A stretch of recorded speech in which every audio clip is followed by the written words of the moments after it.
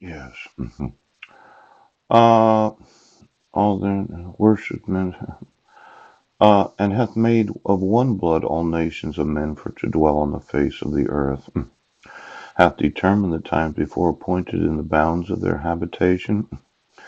Now, that they should seek the Lord, if haply they might feel after him and find him, though he be not far from every one of us. For in him we live and move and have our being, as certain also of your own poets have said, for we are also his offspring. Now, forasmuch then as we are the offspring of God, we ought not to think that the Godhead is like unto gold or silver or stone, graven by art and man's device. And the times of this ignorance God winked at, but now commandeth all men everywhere to repent. Now, I know a lot of people are offended at this thought of, oh, a broken blood vessel or something, but my thought is that if you do have sex, yes, do not touch your own genitals as a man once it's in the actual vagina. A woman can, yes, it's her vagina. And don't pull it out. Just leave it in there and wait for the quivering to stop. And eventually it will get smaller after you, as a man, have an orgasm. The vaginal muscle will get smaller and smaller as the actual penis size decreases. Yes, I like the thought of holding a woman very tight against my hips when trying to get that orgasm they can't give me, called the quivering cervix channel because of the swollen vagina. Now, a lot of men have a difficult time with touching themselves. Pooch! I think that there's a good reason that you should not. It's a woman's body and you let her. Now, you would say your hands are clean. Some women have this thing about cleanliness, and whereas some men don't. Yes. Now, I look forward to having sexual intercourse and trying some of these innovative ways of having sexual relations with women where if they did have, oh, a drop of blood because of a, well, the cervix channel doesn't get used very often in life when you really think about it. It's not used to quivering, and when it wakes up and starts opening and closing very, very fast because you're trying to make a baby. Yes, yes.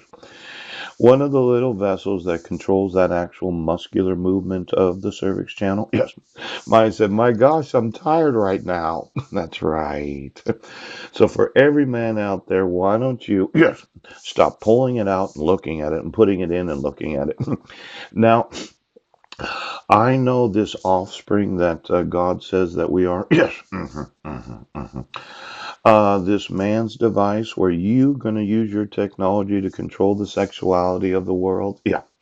I dislike the thought of that. I like the thought of holding the hips tight against the pelvis of the man and holding it there while the cervix channel is quivering and waiting until the vagina closes because of the softening of the male penis so that it falls out of the vaginal opening. Now, for every one of you that never thought about it, there's really no reason to touch your heart and penis once it enters the vagina. Yes. Just ask the woman that you're having sex with, yes, to do the touching for you.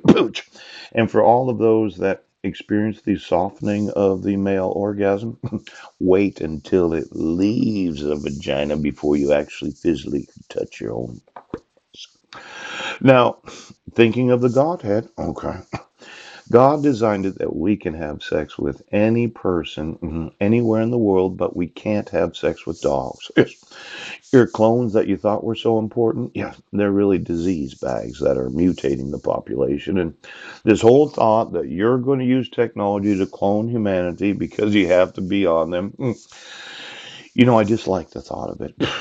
I think that we should go back to this design, right, where we are all of one blood of all nations so that all men and women can have sex with each other. Yes.